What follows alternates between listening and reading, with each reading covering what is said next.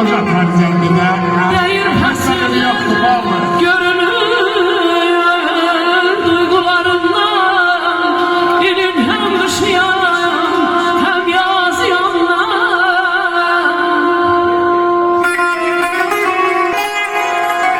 Nazan yaşa. Diyarımda könül terleri tüner belece.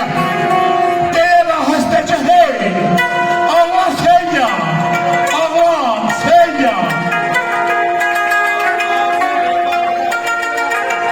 Hay Esad'ın hoşuna gelen bir şeyim yazdım. Anlayın ama sevgilim, məhəbbətin yoxuluqdur. Məni belə atmaz idim, yəqin sevən çoxalıqdır. Eşq olsun, doğrudan Arzu Hanım, gözəl sənətkardır. Çok sağ ol. Allah sana var versin.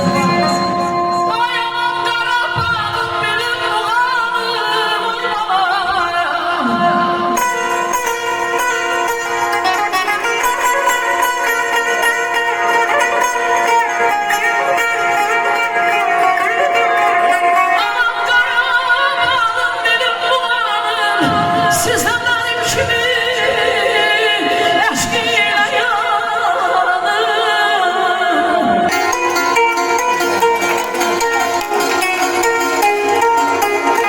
Əhməd müəllimi ürəkdən almışdı, güzel sənətkarımızdır.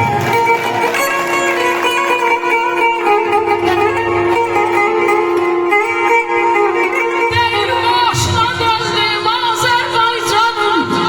Gel kürüyenler ay canım ay babam. Ustad Ələfgərin dəli şəmkirin sənət aləmində yurt daşıyan mən. Şahit verəcək gəlsin. Ağla sığılar gözə görünməz.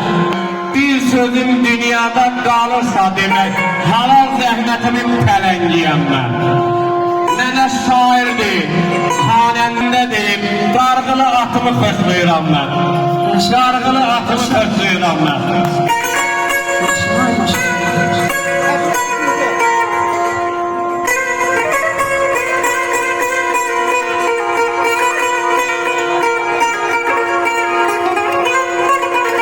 Var olsun.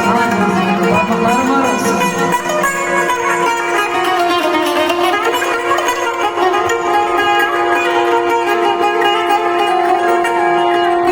Şair dostu bayan saklar bu yerde. İlhamın duası Qarabağdadır kıyburum. Hay sana raybalar sanalı göller. Laçınlar yuvası Qarabağdadır. Eyüboğlu beni bağışlasın, onun şiiri biraz aranjman eləmişəm. Yani TikTok'ta göre, ona göre. Hey, necə sürünməyim mən? Yurdu güba, benim azad olubdur. O dalmış, müqəddəs qoyub ocağım, min illik tarixim azad olubdur. Gəldi o firavroşan çağlarım, bir baxın, Qarabağa aşırıb yollarım.